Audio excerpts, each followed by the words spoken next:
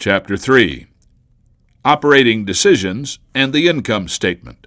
In this chapter, we will discuss how business activities affect the income statement of a company. We will also look at how these activities are recognized, recorded, and measured. Finally, we will look at the preparation of an income statement. The business cycle begins with the purchase or manufacture of a product for sale. When products are purchased from suppliers, those suppliers must be paid. After a sale has been made, the company must deliver the product or service to the customer. Many business sales are made on credit. If credit is extended, payment must be received from customers. Once the cash has been collected from customers, the business cycle begins all over again. We never want to confuse the business operating cycle with the accounting cycle. We know that most successful companies operate for a very long period of time, and managers and investors need financial information on a timely basis. For accountants to provide this information, we have to divide the life of the business into relatively short, arbitrary time periods. We usually divide the life of a business into months, quarters, and annual time periods. When we establish these relatively short time periods, we create many measurement issues. For example, problems of revenue and expense recognition. The income statement contains revenues, expenses, gains, and losses. We have provided you with definitions of each of the terms. Take a few minutes and read through the definitions. Notice that revenues and expenses are an integral part of the ongoing operations of the business, while gains and losses are only incidental to the operations of the business. Here is an income statement for Papa John's for the year ended December 31st, 2006. Notice that the company separates its operating activities, that is, its normal revenues and expenses from selling of pizzas and franchises, from the peripheral activities that include investment income and a gain on the sale of land. The primary expenses of Papa John's include cost of sales, the cost of inventory items sold, salaries and benefits paid to employees, and administrative, selling, and general expenses. Earnings per share is equal to net income divided by the weighted average number of common shares outstanding.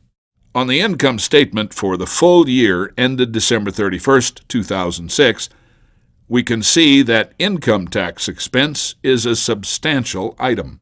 Companies that use the cash accounting basis recognize revenue only when cash is received and recognize expenses only when cash is paid. A cash basis is not considered part of generally accepted accounting principles. Generally accepted accounting principles require that assets, liabilities, revenues, and expenses be recognized when the transaction that causes them occurs. The date when cash is paid or received is not necessarily the same as the date upon which a transaction occurs. Generally accepted accounting principles require the use of the accrual method. The revenue principle states that revenue should be recognized when a product has been delivered or service has been rendered. In addition, there must be some agreement as to how the customer will pay for the product or service, and there must be a fixed or determinable price associated with the transaction. Finally, the collection of the amount involved must be reasonably assured. Under the revenue principle, if cash is received before the goods are delivered or the services provided, a liability account must be established. When this event occurs, we debit the cash account and credit a liability account called unearned revenue. When the product is delivered or the service provided, revenue will be recorded. Here are 3 typical transactions where cash is collected before the revenue is earned. Cash can be received on the date the product is delivered or the service is provided. The journal entry is to debit cash and credit revenue. In many cases, cash is received after the goods are delivered or the service is provided. In this example, we establish an asset account, accounts receivable. The journal entry is to debit accounts receivable and credit the revenue account. When the customer finally pays the cash, the receivable will be eliminated. Here are 3 examples where revenue has been earned, but cash has not yet been received. The matching principle requires that we recognize expenses in the same period in which the revenue that was generated by those expenses is recognized. If cash is paid before goods are received or services are provided, the company establishes a prepaid expense. A prepaid expense is an asset account. The journal entry on the date of transaction is to debit prepaid expense and credit cash. The expense will be recorded when incurred. Of course, the expense can be incurred on the same day cash is paid. In this case, the journal entry is to debit the expense and credit cash. When cash is paid after the company receives the goods or service, a liability account must be established. The journal entry is to debit an expense account and credit a liability account for the payable. When cash is actually paid, the payable will be eliminated. Here are 3 examples of where cash is typically paid before the expense is recognized. Here is the expanded transaction analysis model. We know that stockholders' equity consists of contributed capital and retained earnings. Let's see how revenues and expenses impact retained earnings. From our statement of retained earnings, we know that net income increases retained earnings. Revenues increase net income, and expenses decrease net income. Revenues show increases and decreases on the same side of the T account as retained earnings. A credit to the revenue account increases revenue. A debit to the revenue account decreases revenue. Because expenses reduce revenues in the calculation of net income, increases and decreases in expense accounts are shown on the opposite sides when compared to revenue accounts. A debit to an expense account represents an increase in expenses. A credit to an expense account represents a decrease in expenses. Part 1. In our first transaction, Papa John's sold a franchise for $400 cash. The company earned $100 immediately, and the rest will be earned over several months. See if you can identify and classify the accounts involved and determine whether those accounts were increased or decreased. Part 2. The cash account, an asset, will be increased. Franchise fee revenue, a revenue account, will be increased. Unearned franchise fees, a liability account, will be increased. The journal entry to record this transaction is to debit the cash account for $400, credit unearned franchise revenue, a liability account, for $300, and credit franchise fee revenue for $100.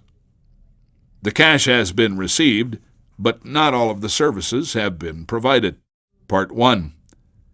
In our second transaction, the company sold $36,000 worth of pizzas for cash. The ingredients necessary to produce the pizzas cost $9,600. See if you can identify and classify the accounts involved and determine whether those accounts increased or decreased. Part 2. The cash account, an asset, increased. Restaurant sales revenue, our revenue account, also increased. Cost of goods sold, an expense account, increased. Finally, inventories, an asset account, decreased. The inventory account contains the costs of all the ingredients necessary to make the pizzas. We will have 2 journal entries to record this transaction. The first entry is to debit cash for $36,000 and credit restaurant sales revenue for the same amount. This represents a retail price of the pizza sold. Next, we debit cost of sales for $9,600 and credit inventory for the same amount. As a result of these transactions, we have revenues of $36,000 and expenses of $9,600. Part 1. The first statement we prepare is the income statement. The income statement shows revenues minus expenses. Part 2. The second financial statement we prepare is the statement of retained earnings. In preparing the statement of retained earnings, we start with beginning retained earnings, we add net income, and subtract dividends declared to arrive at ending retained earnings. Part 3. The third financial statement we prepare is the balance sheet. The balance sheet shows assets, liabilities, and stockholders' equity. Stockholders' equity is comprised of contributed capital and retained earnings. Part 4.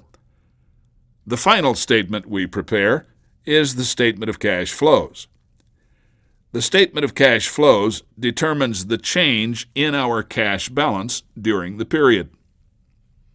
The statement is divided into 3 major sections: cash from operating activities, cash from investing activities, and cash from financing activities. Here is the income statement for Papa John's for the 1 month ending January 31st, 2007.